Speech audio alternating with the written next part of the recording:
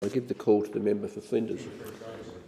I rise to speak on this motion by my colleague, the member for Page, and the Coalition's Shadow Minister for Trade, and indeed to support the Coalition's remarkable success in the trade portfolio over the last decade, of which I've been proud to play a small part.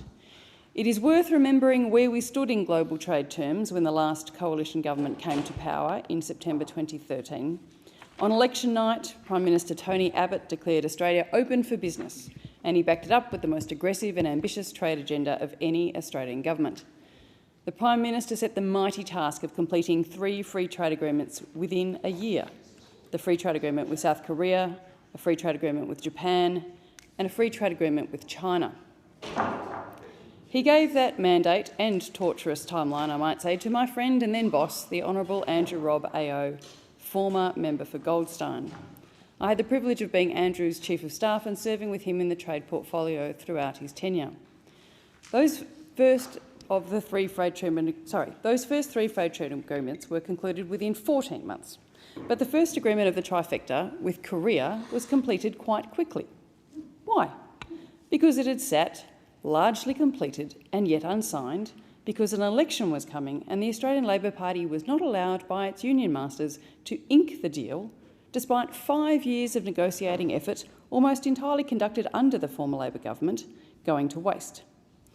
That delay had a real impact on Australia's exporters, who were held back from enjoying an eventual reduction of tariffs of up to 300% on our Australian agricultural exports, such as beef, wheat, sugar, dairy, wine, horticulture and seafood, the elimination of tariffs on resources, energy and manufactured goods, and new opportunities and avenues for Australian education services, but also telecommunications and a range of other professional services, including financial, accounting and legal services.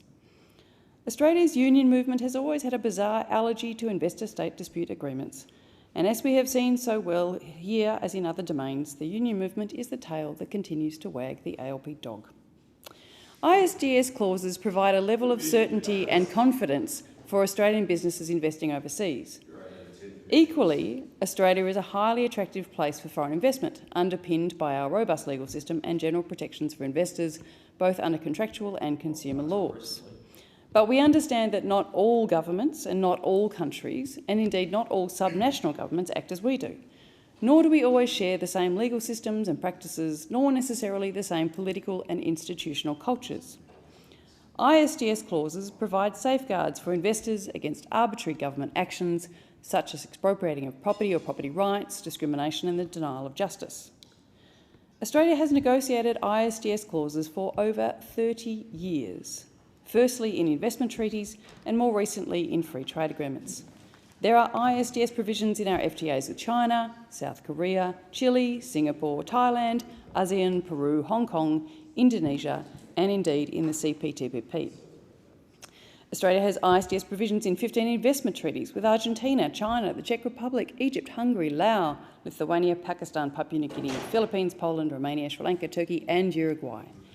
There have been barely a dozen instances where Australian companies have used ISDS clauses to bring a claim against other countries to protect Australian investments there. Importantly, an ISDS clause has been used against Australia on only one occasion, the tobacco plain packaging case, which Australia won, perhaps on a jurisdictional point, but won nevertheless. So why does Labor hate ISDS clauses? Because the unions tell them so. Until 2011, there had been a bipartisan approach on ISDS in this country to provide certainty to Australian businesses investing overseas. But strangely, in Gillard's Trade Policy Statement of 2011, the ALP declared it would no longer include such clauses in our investment agreements. The ACTU asserts that ISDS provides an avenue for foreign corporations to threaten and lodge claims for actual or potential harm resulting from changes in policy and regulation in the country in which they are investing.